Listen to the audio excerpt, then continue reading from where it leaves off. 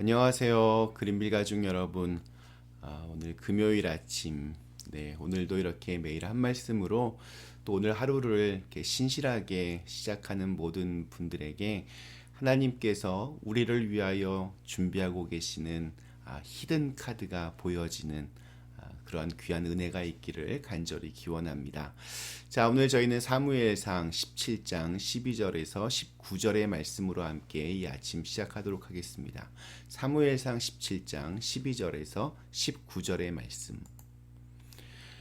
다윗은 유다 베들레헴 에브라 사람 이세라 하는 사람의 아들이었는데 이세는 사울 당시 사람 중에 나이가 많아 늙은 사람으로서 8 아들이 있는 중 그 장성한 세 아들은 사울을 따라 싸움에 나갔으니 싸움에 나간 세 아들의 이름은 장자 엘리압이요 그 다음은 아비나답이요 셋째는 삼마며 다윗은 막내라.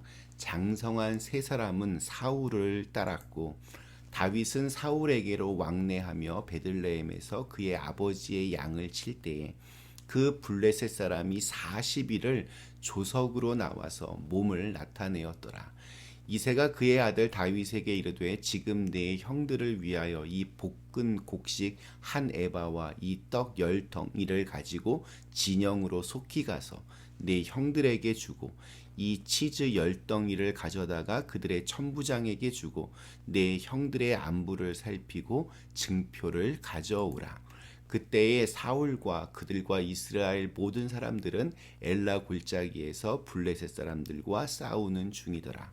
다윗이 아침에 일찍이 일어나서 양 지키는 자에게 맡기고 이새가 명령한 대로 가지고 가서 진영에 이른즉 마침 군대가 전장에 나와서 싸우려고 고함치며 이스라엘과 블레셋 사람들이 전열을 벌이고 양군이 서로 대치하였더라. 아멘. 네, 우리 사울과 이스라엘의 군대는 지금 진퇴양난에 빠졌습니다. 오늘 읽은 말씀에는 무려 40일 동안 골리앗 앞에서 주눅들어 있는 이스라엘의 모습이 나옵니다. 이 40일의 시간은 아마도 이스라엘을 극도로 공포감으로 몰아넣을 치밀한 작전이었을 것 같습니다. 3미터나 되는 거인이 40일 동안 아침 저녁으로 소리를 치며 협박을 하는데 그 상황을 돌파할 방법이 딱히 없었습니다.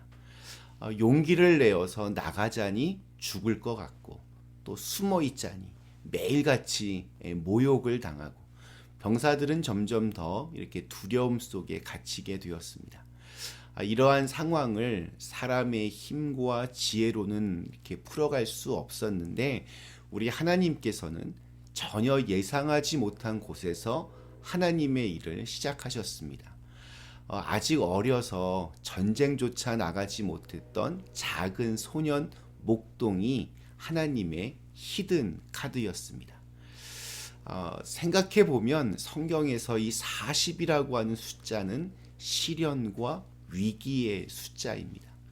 노아 시대에 40일 동안 주야로 비가 내렸습니다. 모세 시대에는 40년의 광야가 있었습니다.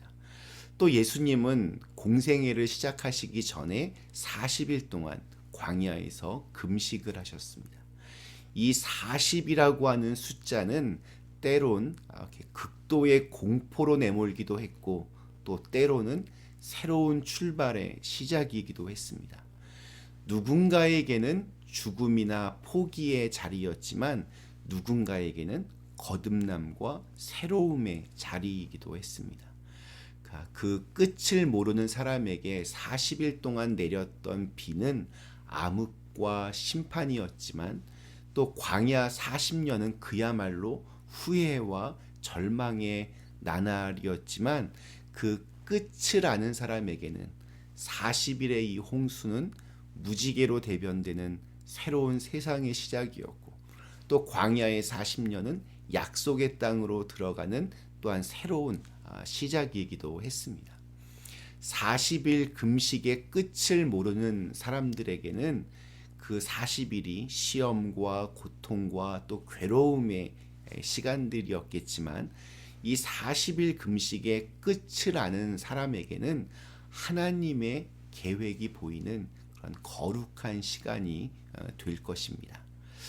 누구에게나 이 40일 혹은 40년이 있습니다. 중요한 것은 그 끝은 하나님께서 우리를 위하신 분명한 계획이 있다는 겁니다. 오늘 읽은 말씀에서는 이스라엘을 향한 하나님의 새로운 계획, 준비하신 히든 카드가 등장합니다. 바로 소년 다윗입니다. 그런데 사실 다윗은 자기가 얼마 뒤에 이제 골리앗과 싸우게 될 것을 전혀 상상도 하지 못했습니다. 그냥 아버지의 심부름을 간 것뿐이었습니다. 저는 솔직히 이 아버지 이새의 명령이 잘 이해가 되지를 않습니다. 아들 3명이 전쟁에 참가하고 있습니다. 물론 아비의 입장에서 이 아들들의 안부가 걱정되는 것은 당연합니다. 그런데 그들이 잘 있는지 이렇게 안부를 묻기 위해, 확인하기 위해 그 집의 막내 아들을 보낸다는 것은 이건 좀 납득이 되지를 않습니다. 나이가 어려서 아직 병사로 이렇게 징집되지도 못한 막내 아들을 위험천만한 전쟁터로 심부름을 보내는 부모가 어디 있을까요? 아들이 아니라 마치 머슴처럼 다윗을 부린다는 그런 느낌을 받습니다. 그런데 놀랍고 또 희한한 것은 다윗은 별다른 반항 없이 아버지의 명령에 순종합니다.